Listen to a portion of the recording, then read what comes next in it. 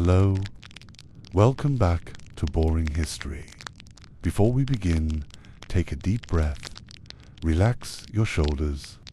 You don't need to focus too hard here. If you enjoy slow stories like this, please like the video. It helps the channel more than you think. If you want more calm history like this, please subscribe. New boring stories come every week.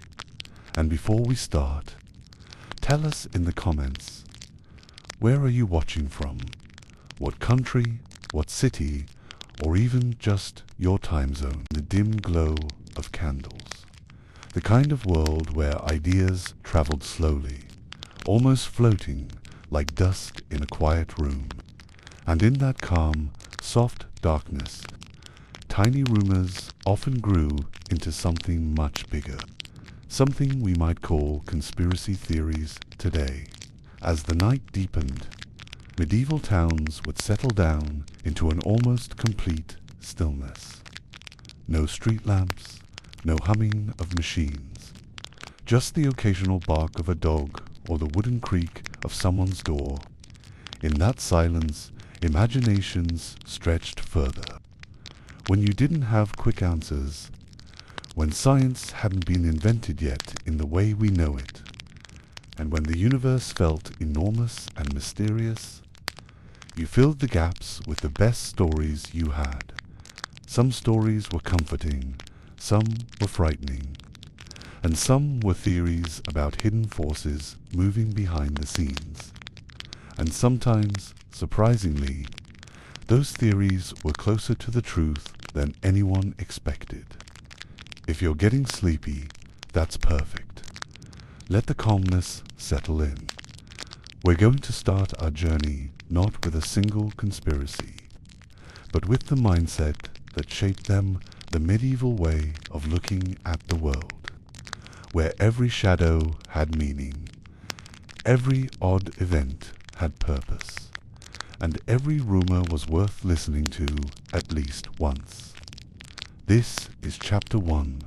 Chapter 1. The Medieval Mindset. Seeds of Suspicion.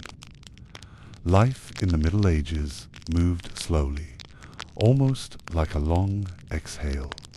There were no clocks ticking in every room, no newspapers arriving each morning, no constant flow of information pulling people in 100 directions at once.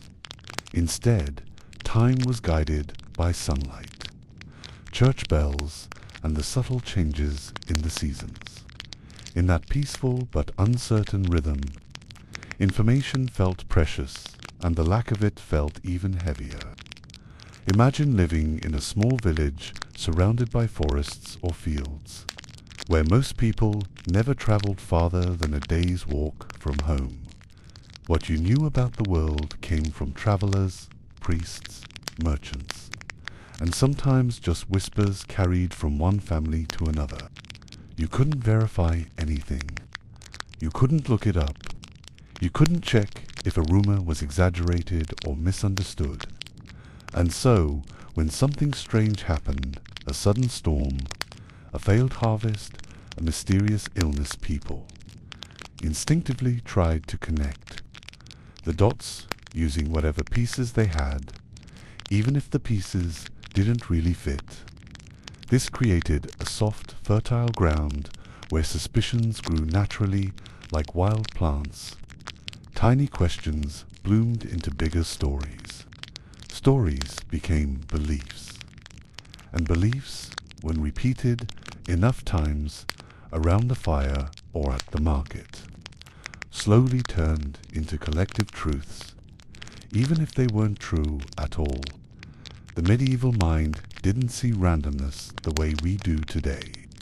Randomness felt impossible. If something happened, there had to be a reason, and if the reason wasn't visible, then it must have been hidden. To understand why conspiracy theories gained so much power back then, you also have to imagine how small the medieval universe felt in one moment, and how enormous it felt in the next. On one hand, people lived tightly within their routines, surrounded by the same faces day after day. On the other hand, they believed the world around them was full of invisible forces: God, saints, angels, demons, curses, natural spirits, the movements of stars, the intentions of faraway kings. Everything, absolutely everything, was meaningful. A comet wasn't just a comet. It was a message. A sick cow wasn't just bad luck. It was a sign. A stranger arriving in town wasn't just a visitor. He could be carrying news or divine purpose. This worldview made medieval people incredibly observant, but also incredibly vulnerable to misinterpreting connections. If someone fell ill after drinking from a well, it didn't feel accidental. If a wealthy family suddenly lost their crops while their neighbors' fields remained healthy, and when explanations were scarce, people filled the silence with the stories that felt emotionally true rather than scientifically true. This emotional truth is what made medieval conspiracies so enduring. They fit the mood of the times. They felt right, and in a world where survival depended on interpreting the environment correctly, a believable rumor could spread faster than wind. Another important layer of the medieval mindset was the deep divide between what was known publicly and what was known privately. Knowledge was power, and most knowledge was tightly controlled. Literacy was rare, so only a small group, monks, scholars, and certain nobles could read texts or understand the political games happening behind the scenes. This created a constant, quiet tension. Ordinary people sensed that decisions affecting their lives were being made in distant castles or monasteries by people they would never meet, and because those decisions were invisible, they felt mysterious and sometimes threatening.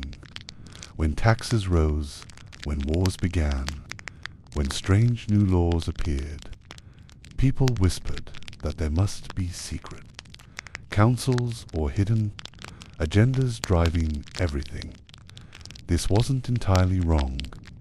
Medieval governments did operate through private letters, closed-door alliances, and informal networks. Information traveled slowly, and transparency didn't exist.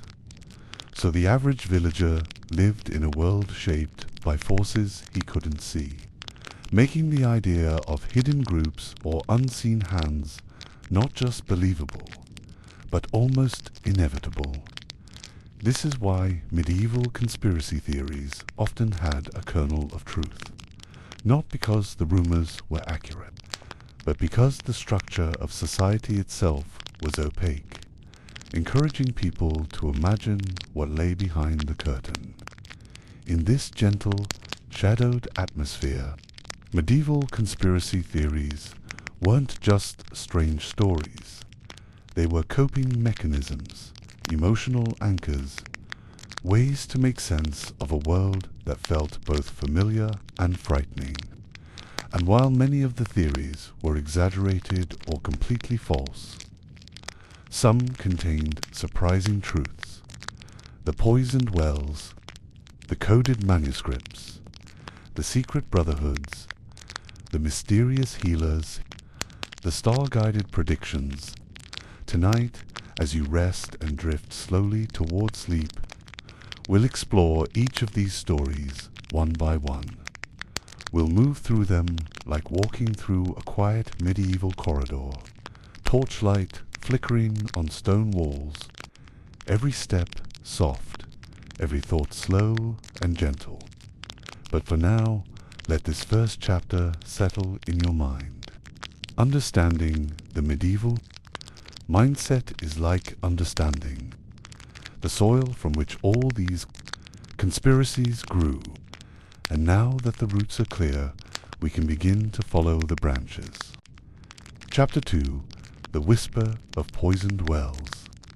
There is a certain stillness to medieval plague stories, a quiet heaviness that feels almost like fog settling over the landscape. And in that stillness, rumors take on a special kind of weight. They don't rush or scatter. They drift, they settle, they sink deep. The story of poisoned wells didn't begin with shouting or panic. It started softly, like most medieval conspiracies did. A single illness in a village. A second one, a third. People growing pale, weak, breathing jagged breaths. And because the medieval world moved slowly, each new case felt like the continuation of a single long moment, stretched thin like candle wax. When the Black Death began its terrible spread across Europe, people had no framework to understand what was happening. They didn't know about bacteria or fleas or rats traveling on grain ships. To them, illness felt like a shadow falling over a town, a presence that moved silently, slipping through doors and shutting itself inside homes. And when something invisible harms you, the mind instinctively searches for something, anything, to make it feel visible. So when the sickness reached a well, or when someone fell ill after drinking water from a particular source, the idea took root that the well itself must have been poisoned, not by nature, but by someone, a hand behind the curtain, a hidden enemy, a deliberate act. And because the medieval imagination was so deeply shaped by symbolism, the well, the heart of a community, made the rumor feel painfully logical.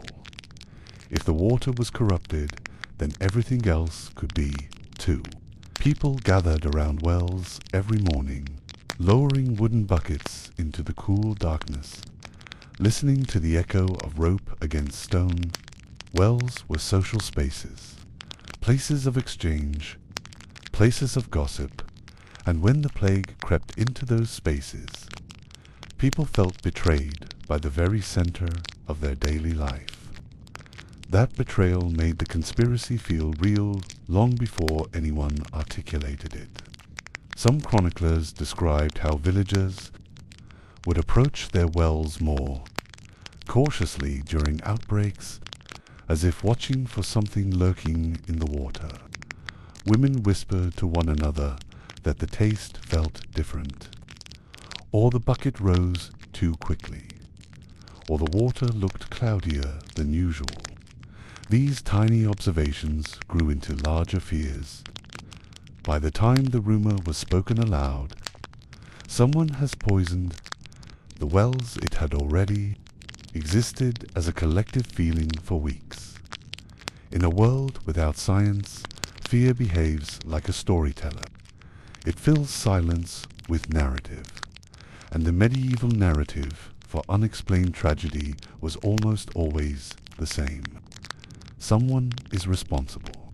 Someone did this. It couldn't be chance. But here's the calm, quiet truth beneath the panic. Although no human hands poisoned the wells, the water was carrying death. The medieval mind was wrong about the cause, but strangely right about the direction. The danger really was in the water, hidden where people couldn't see it. As the plague deepened, the rumor transformed from a whisper into a belief, and eventually into something that shaped entire towns' behavior. Some communities sealed their wells, others guarded them at night, convinced the poisoners would return.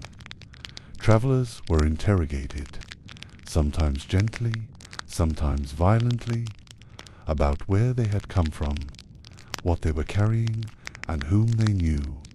The conspiracy created an atmosphere of suspicion that lingered.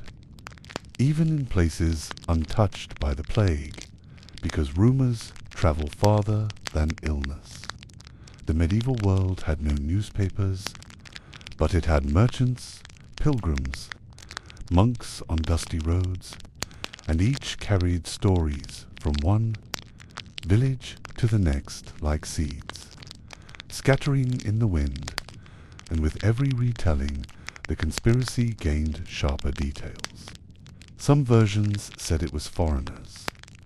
Others said it was wandering healers. Some blamed secret cults. Some blamed political enemies. The story changed, but the fear remained the same. And yet, beneath all this, there is a quiet and strangely tender truth. The rumor of poisoned wells was an expression of people trying to protect their families, trying to make sense of loss, trying to name a threat they could not see. It was misguided, often tragic, sometimes dangerous, but it was also deeply human. And in a strange twist of history, the rumor contained a kernel of truth, not in its accusation, but in its instinct.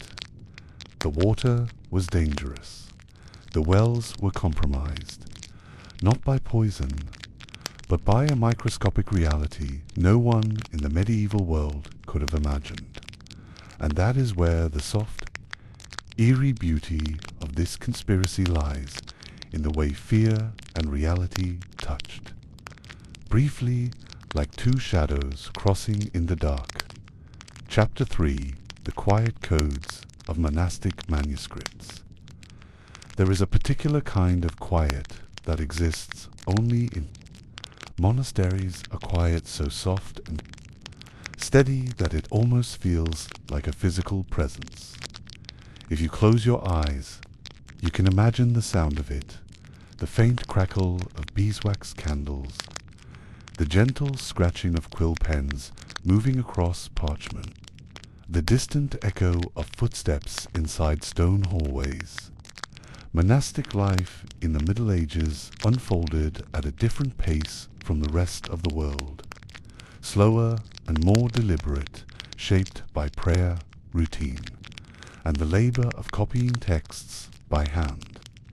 The scriptorium, the room where manuscripts were written, was a sanctuary within a sanctuary.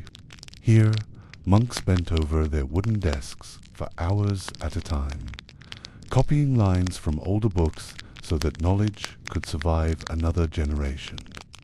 The work was repetitive, almost hypnotic, and over time, the pages they created became mirrors of their inner thoughts. Some monks doodled small animals in the margins.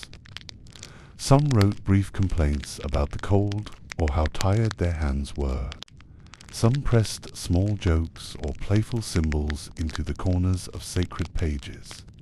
But others left behind something far more, mysterious marks and patterns that scholars later recognized not as decorations, but as encoded messages.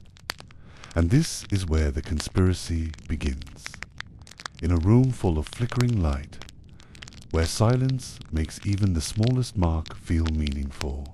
To the medieval mind, manuscripts were more than just books.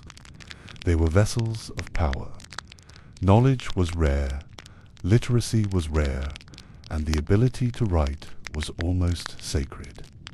When a monk copied a text, he wasn't merely reproducing information, he was preserving something eternal, something fragile but important. And because monasteries held knowledge that ordinary people couldn't access, rumors naturally bloomed around them. Villagers whispered that monks recorded secret prophecies, or hid warnings about plagues and famines, or encoded messages about political events that could not be spoken openly. These ideas weren't entirely unfounded. Many monasteries were deeply connected to noble families and royal courts. They served as advisors, correspondents, and record keepers. If a king wanted to send a private message, it often traveled through monastic scribes. If a noble family wanted to preserve a family secret, it was written within monastery walls. And because these messages were sensitive, monks sometimes disguised them within harmless-looking manuscripts, switching letters, embedding symbols, or using simple substitution codes. For the monks, these were practical methods. For future generations, they became puzzles, legends, mysteries that fed the imagination. Centuries later, when scholars began studying medieval manuscripts more closely, they found patterns that were too deliberate to be accidents. Repeated symbols marking certain families, faint diagrams overlaying biblical texts, coded letters embedded in psalms. The manuscripts had been whispering all along. We simply hadn't learned how to listen. And then there are the hidden diagrams, perhaps the most quietly enchanting part of the entire conspiracy. Some manuscripts contained geometric shapes that didn't connect to the text at all. Circles arranged in unusual ways, lines dividing the margins, tiny stars or animals placed in carefully measured positions. At first, these drawings were dismissed as decorations, harmless and pretty. But as researchers compared manuscripts from different monasteries, they noticed a strange consistency. These shapes were not random. They were part of a system of communication known only to certain monastic communities. Some diagrams served as marks of authorship. Others hinted at political alliances. A few may have been primitive maps or coded references to real events. And the most fascinating discovery was that some symbols, once thought to be scribbles, corresponded with astronomical events or coded dates. This meant that monks had found ways to hide time warnings and commentaries within books that appeared entirely religious. For the medieval people who couldn't read, these codes were invisible. But the idea of secret messages lingered in their stories, fueling rumors that monks were part of hidden societies. This wasn't quite true. There was no grand secret order controlling Europe, but it wasn't entirely false either. The manuscripts did hide secrets, just in quieter and subtler ways than the conspiracies claimed. And tonight, as you rest, the idea becomes a soft, calming thought that even in silence, even in the slow glow of candles, the medieval world was alive with hidden meanings. The codes were real, the whispers were real, and the manuscripts, in their peaceful stillness, carried truths that waited centuries to be understood. Chapter 4, The Shadowy Brotherhoods, Networks Behind the Curtain. There is something undeniably calming about imagining medieval cities at night. The soft glow of torches, the distant sound of footsteps on cobblestone, the hushed murmur of taverns closing their doors. In that quiet darkness, the world felt both smaller and larger. Smaller because people rarely traveled far from home.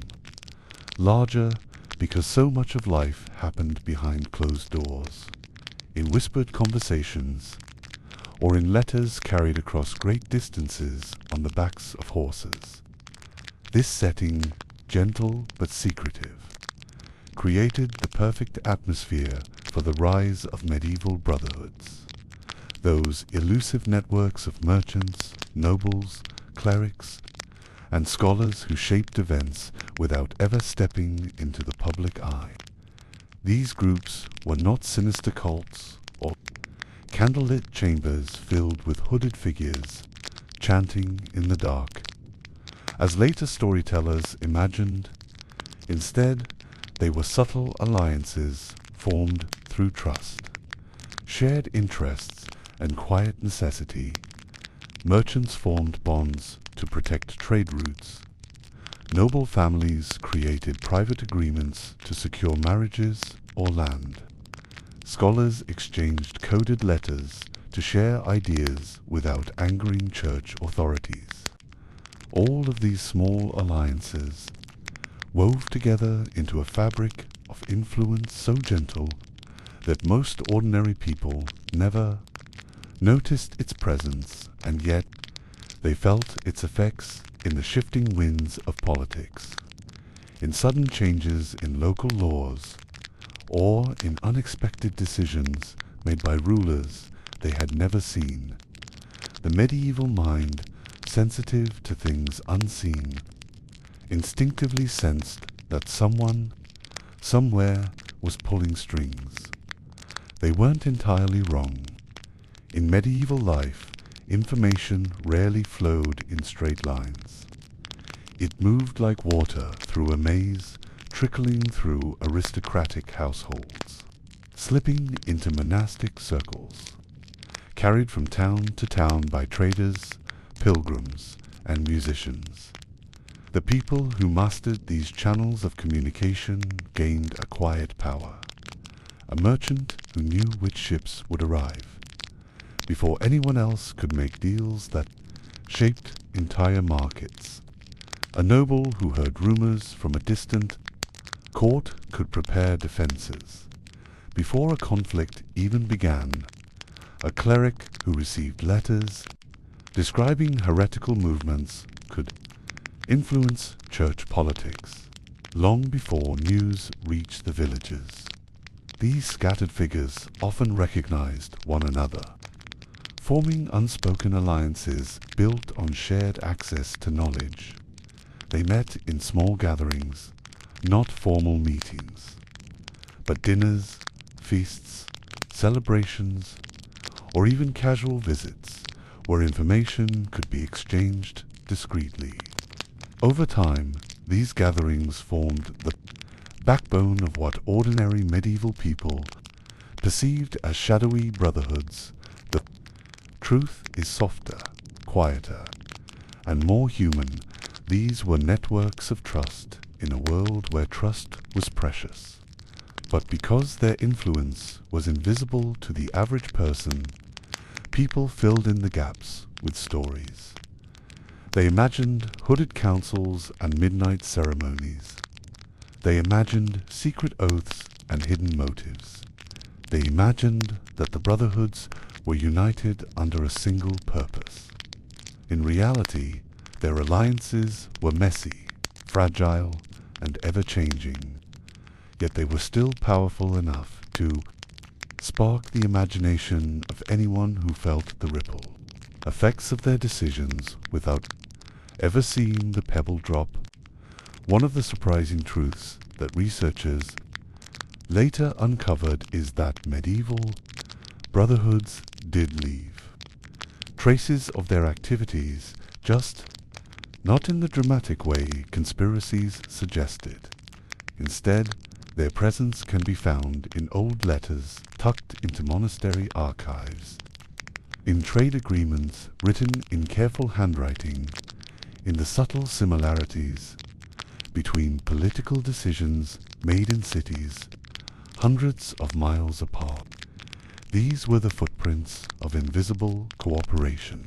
Scholars have even identified certain symbols used in merchant letters, small marks that indicated allegiance or trust within a particular trading network. These symbols weren't mystical.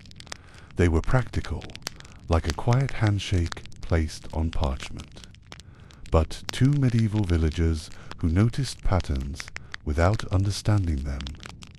These marks fueled rumors of larger, darker designs. A noble family might rise in influence suddenly, and people whispered that they must have joined a secret order. A merchant might return from a long journey wealthier than before, and villagers assumed he had gained favor from a hidden guild. These interpretations weren't accurate, but they weren't entirely detached from reality either. There were networks, there were alliances, there were hidden rivers of information flowing beneath the surface of daily life. And as you rest now, drifting in the soft currents of this story, the gentle mystery of these brotherhoods becomes soothing rather than frightening. They were part of the medieval world's quiet rhythm, subtle, almost invisible, but undeniably present, shaping events in ways that only became clear centuries later.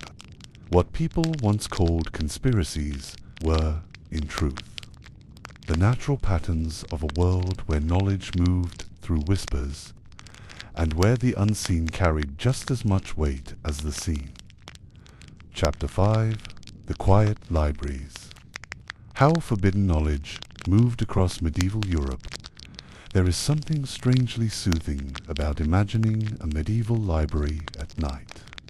The heavy wooden doors closed for the evening, the air still and cool, the candles extinguished one by one, until only one faint flame remains in a distant corner. You can almost hear the slow settling of parchment as the temperature drops, or the faint rustle of some old binding relaxing in the dark. And in that quiet atmosphere, it becomes easy to understand how a conspiracy, based on nothing more than knowledge, itself could flourish, and how eventually that conspiracy turned out to be real. For centuries, scholars whispered about shadowy networks of scribes and readers who secretly copied banned manuscripts. People doubted it, dismissed it, or assumed the idea must be exaggerated. After all, how rebellious could monks be? How radical could a book-copying network really become? But history has a gentle way of surprising us, and with time, evidence began to surface, tucked inside cracked bindings, marginal notes, and long-forgotten archives revealing that those rumors weren't rumors at all. There were underground knowledge channels, there were hidden circulations of texts, and they had existed for centuries, just beneath the surface of an otherwise orderly world. To understand this conspiracy, you first have to imagine the medieval relationship with books. They weren't simply objects stored on shelves. Books were precious, fragile, powerful. A single manuscript might take a year to produce. A single line of text could shift the thinking of an entire community. So when authorities banned certain works, philosophical arguments considered dangerous, medical texts seen as risky, or foreign writings viewed as unorthodox, it wasn't just a matter of putting them on a no-read list. It meant removing ideas from circulation entirely. And when you remove ideas, people begin to whisper. They begin to wonder what they aren't supposed to know. And more importantly, why they aren't supposed to know it. Rumors spread quickly that monasteries kept hidden rooms where forbidden. Manuscripts were quietly stored instead of destroyed. Scholars traveling from region to region spoke in hushed voices about texts that could only be read behind the curtain or only by the dim light of a single candle.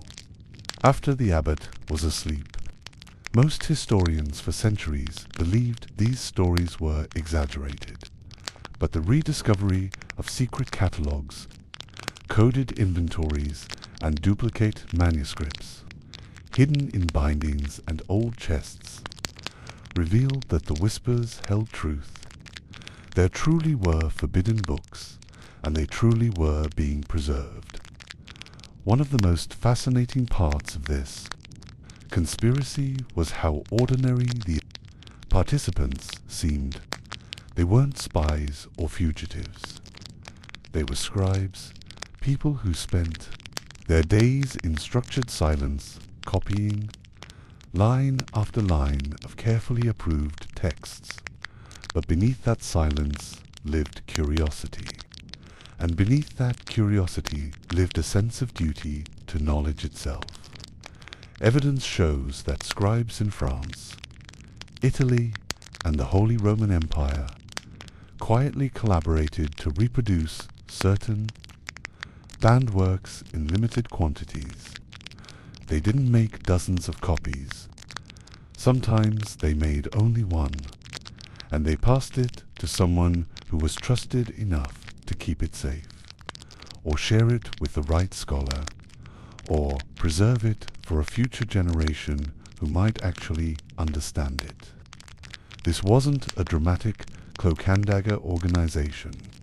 It was more like a slow-moving underground river, gentle, quiet, impossible to map, yet undeniably present. When modern historians finally examine the handwriting, ink formulas, and material composition of certain manuscripts, they realized something astonishing. Texts found hundreds of miles apart had been copied by the same hands. There it was, physical proof of the conspiracy, a hidden network of scribes, traveling scholars, and sympathetic librarians who protected ideas from disappearing. It wasn't just rumor anymore. It was real, and the evidence was written directly on the page. Perhaps the most beautiful part of this conspiracy is how subtle the evidence is. Not dramatic confessions, not elaborate secret codes, just margins, little scribbles, tiny symbols, short comments squeezed between lines. Scribes often left notes for each other, clues about a text's origin, or warnings about its contents, or quiet jokes only another scribe would understand. And within those margins, historians found everything from disguised catalogue numbers to references to other hidden manuscripts. The comments like this one must not be lost. It becomes clear that these people believed deeply in what they were doing. They didn't see it as treason. They saw it as preservation, a gentle act of defiance against ignorance. Some of the knowledge, saved by these networks directly, shaped later scientific and philosophical developments in Europe. Medicine, astronomy, mathematics, all fields that benefited from works once considered forbidden. And today, the calm truth sits open on museum tables and library displays. The conspiracy was real. It wasn't grand. It wasn't violent. It was quiet, careful, and incredibly human. A reminder that sometimes the most powerful conspiracies are not the loud ones, but the ones carried out softly, page by page. In the long silence of a medieval night, Chapter 6, The Silent Builders, Secrets Hidden in Stone. There is a particular kind of stillness you feel when you step inside an old medieval structure. The air is cooler, the echoes softer, and the thick stone absorbs every bit of sound until your own breath seems loud. It's easy to forget that these buildings, cathedrals, bridges, towers, cloisters were not only meant to stand for centuries, but were also meant to carry secrets. For generations, people whispered that medieval masons guarded hidden architectural knowledge, not magical, not supernatural, just techniques quietly passed from master to apprentice, unrecorded, undocumented, and unavailable to the outside world. For a long time, scholars believed this was romantic exaggeration, just another medieval myth, a nice story added on top of stone walls. But as archaeologists examined old construction layers, tool marks, and structural patterns, a quieter truth began to appear. The conspiracies were right. There were secret methods. There were hidden calculations. There were building traditions passed through a private network, a network that never wrote anything down. Imagine a mason from the year 1250 working high on a cathedral scaffold, the world below him turning into tiny shapes as he leans over a half-finished arch. He doesn't measure with modern tools. He doesn't write down formulas. All he carries are ropes, weights, chalk lines, and techniques buried so deep in memory they feel instinctive. People at the time noticed the skill. They noticed how masons could reshape cities in ways ordinary workers couldn't imagine, and so the rumors began that masons guarded special geometry, special stone-fitting approaches, special ways of calculating stress that only their guild knew. For centuries, historians assumed these rumors were misunderstandings, the result of seeing difficult work and assuming it must be secretive. But modern analysis revealed something surprising. Medieval buildings share mathematical ratios and geometric layouts that were never written in surviving texts. No book explains these methods. No manual teaches these ratios. Yet hundreds of buildings across Europe follow the same invisible rules. It wasn't coincidence. It was a system, a hidden one, a quiet architectural language spoken only by those who knew how to shape stone. Mason guilds were not conspiratorial organizations in the dramatic sense. They didn't disguise themselves with cloaks or plot in hidden chambers. Their secrecy was far more practical and soft, a form of intellectual protection. Knowledge was passed privately, quietly, from master builder to apprentice. They spoke in drawings, chalk circles, hand gestures, and rope patterns rather than parchment. To the outside world, their work looked almost magical. To them, it was simply tradition. Traditions carefully shielded from those who weren't trained within the guild. Whispered stories from medieval towns described guilds meeting at night, not out of mischief, but because planning the next day's tasks required exactness and calm. Many communities believed these meetings were where the secret knowledge was exchanged, and in a way, they were right. When archaeologists began studying stone joints under collapsed surfaces, or mapping the geometry behind nav layouts, they saw unmistakable patterns. The same types of vault supports used across borders, the same spiral stair angles, the same openings for stress relief hidden beneath thick walls. No records, no surviving written theory. But the evidence stood right there in the stone. The conspiracy wasn't dramatic. It was simply one of the most beautiful aspects of this. Conspiracy is how the truth slowly emerged from silence, not through loud discoveries, but through patient observation. Builders vanished, guilds dissolved, and the old techniques faded out of living memory. But the structures they left behind never forgot. Every curve of a vault carries a trace of the method used to measure it. Every column ratio hints at a hidden geometric principle. Every surviving tool mark on a cathedral wall whispers a story about how the builders worked together. As researchers and archaeologists pieced these clues together, they realized something profound. Medieval masons did share hidden knowledge not out of secrecy for its own sake, but because their world relied on apprenticeship, intuition, and guarded professional identity. And when historians matched the evidence from dozens of cathedrals and bridges, the pattern was too consistent to ignore.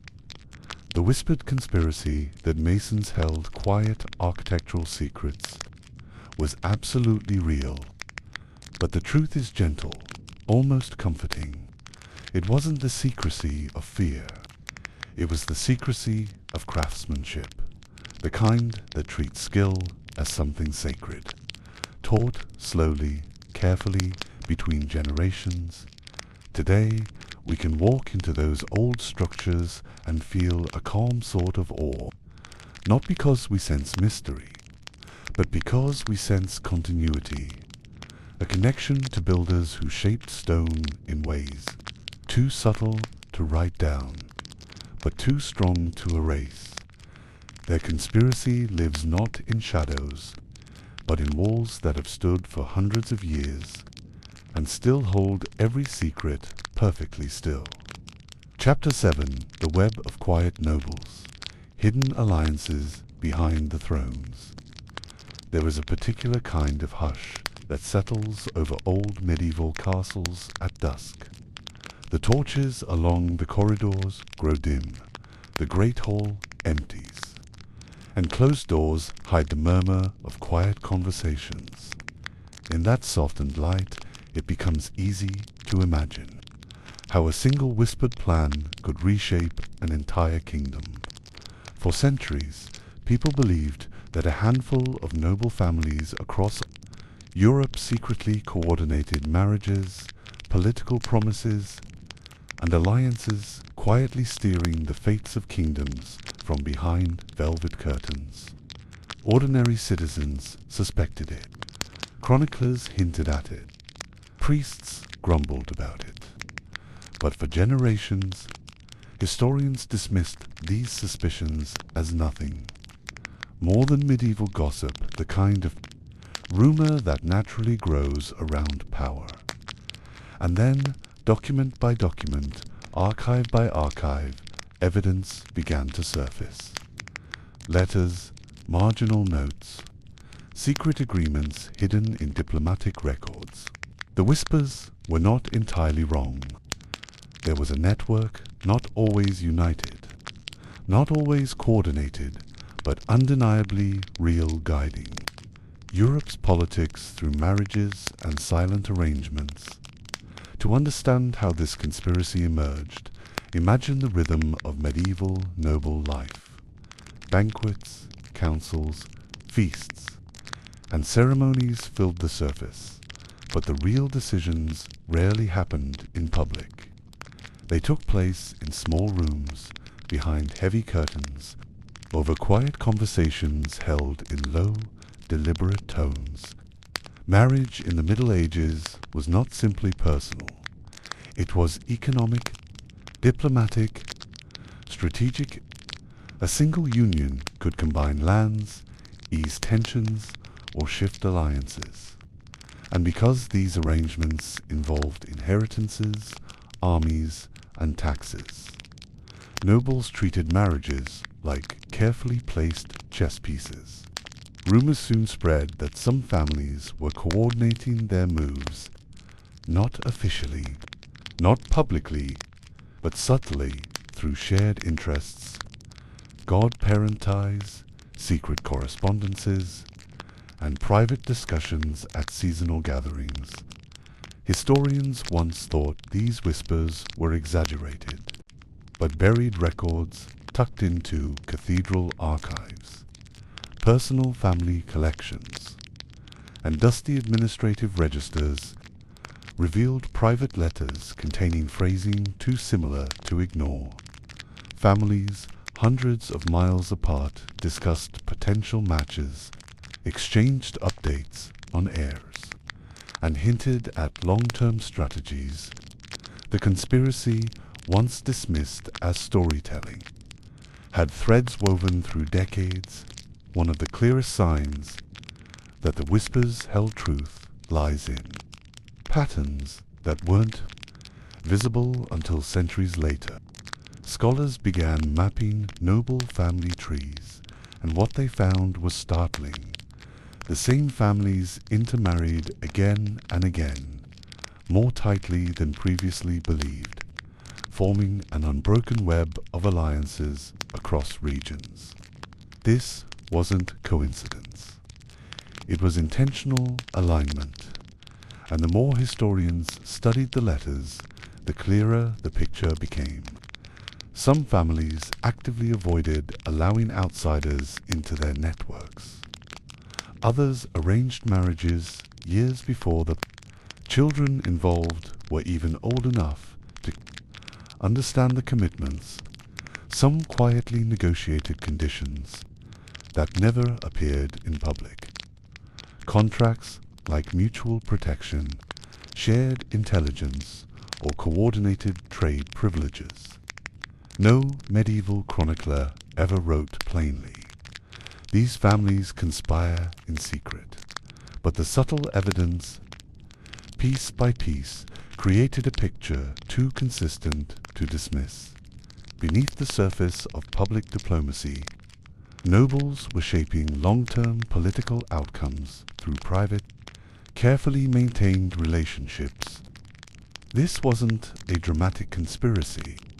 It was quiet, slow, and generations deep, and the stone halls where it happened absorbed those secrets for centuries, keeping them soft and hidden until historians pieced them together long after the participants were gone.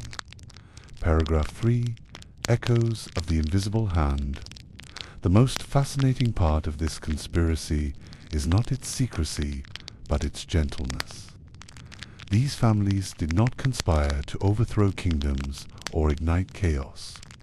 Their intentions were simpler: protection, stability, advantage. But intentions aside, their subtle influence changed the map of Europe. When researchers studied medieval succession crises, border disputes, or trade privileges, they began noticing the same surnames reappearing.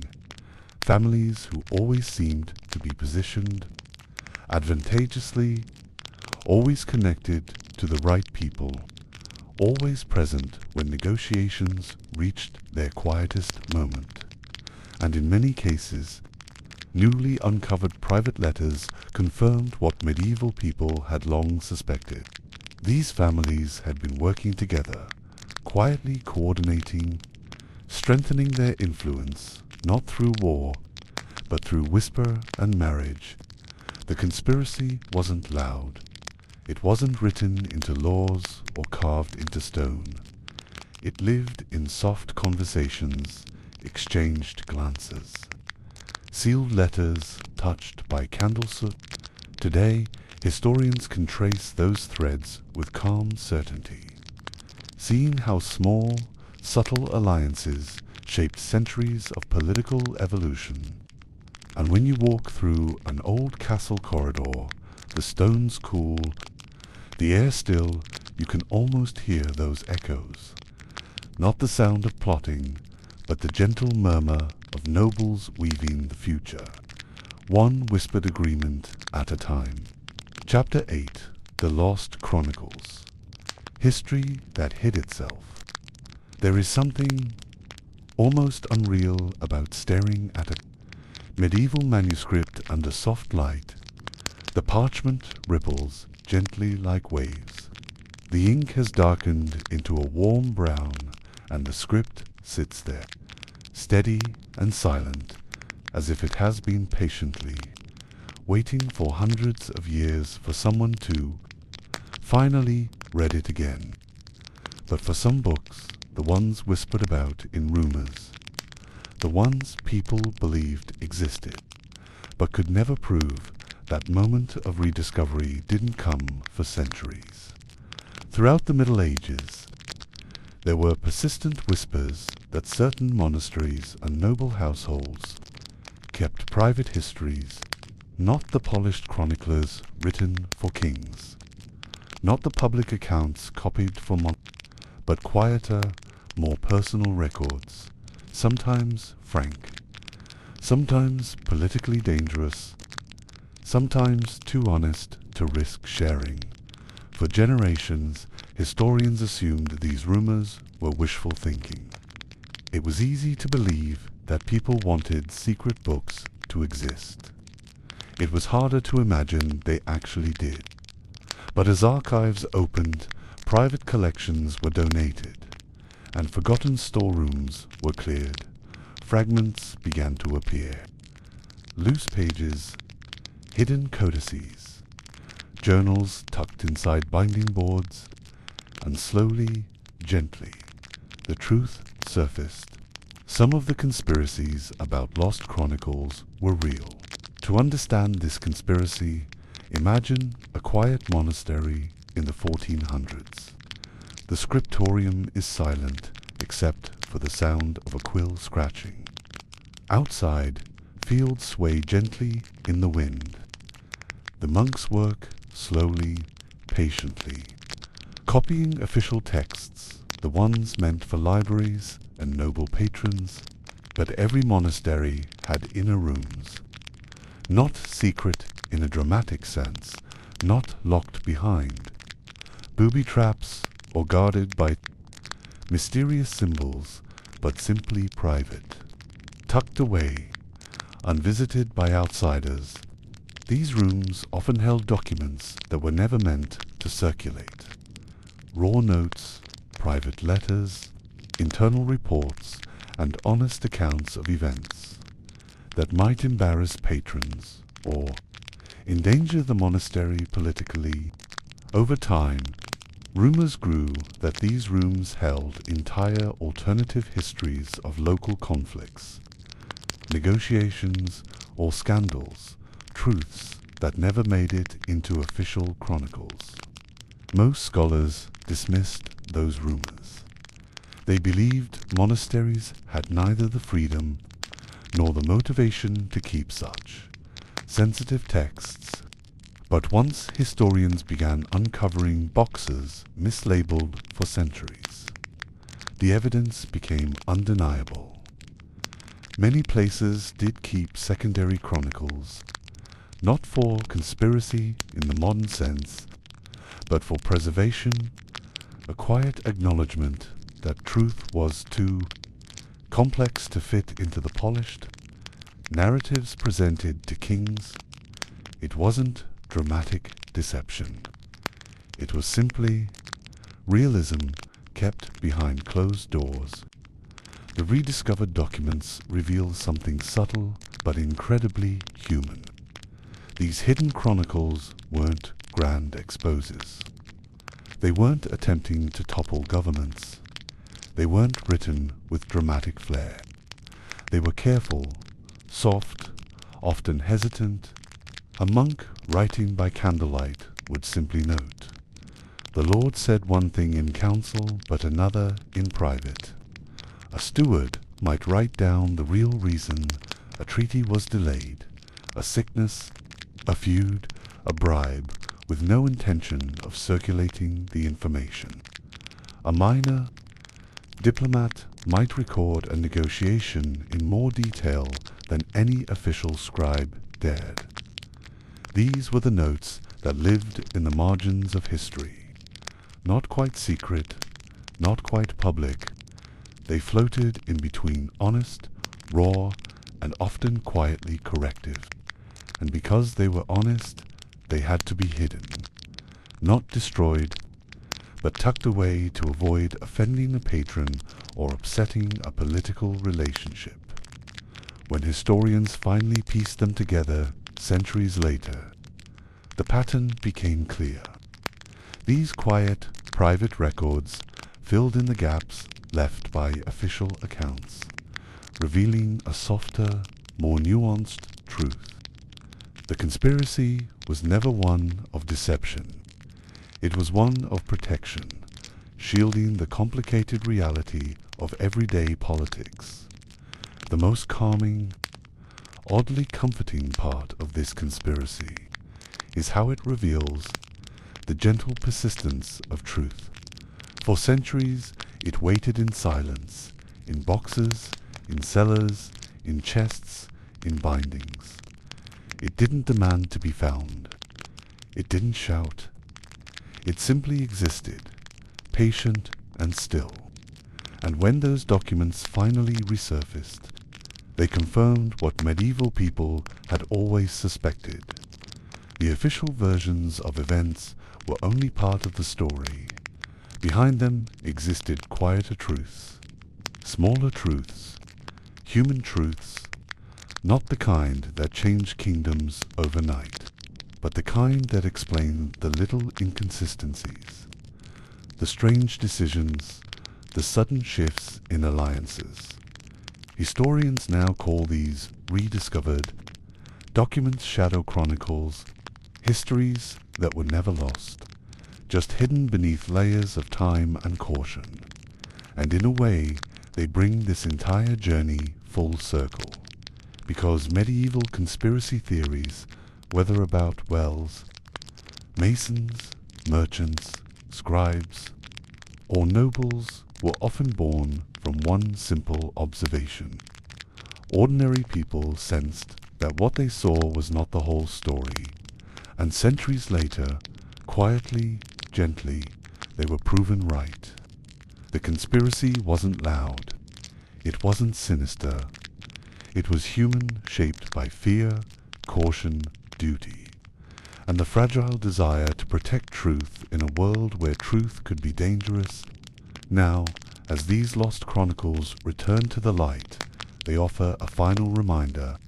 Even in the Middle Ages, history had two layers: the version written for the world, and the version whispered in candlelight.com. And sometimes the whisper lasts longer. And so, as we leave the Middle Ages behind, the quiet truth settles in like dust drifting through an old cathedral window. These conspiracies, the whispered fears, the hidden networks, the secret pages, the quiet alliances were never the loud, dramatic schemes we picture today. They were softer, slower, human. They lived in the margins of manuscripts, in whispered agreements behind castle doors, in stone walls that hold memories longer than people do. For centuries, the world believed these stories were nothing more than medieval imagination. And yet time, with its patient hand, revealed otherwise. Hidden chronicles resurfaced. Forgotten documents returned to light. Silent evidence finally spoke. And in that soft unveiling, we're reminded of something simple. History is never just the official story. It is also the quiet story, the one that waits in shadows, the one whispered in candlelight, the one carried forward by people who never expected to be remembered.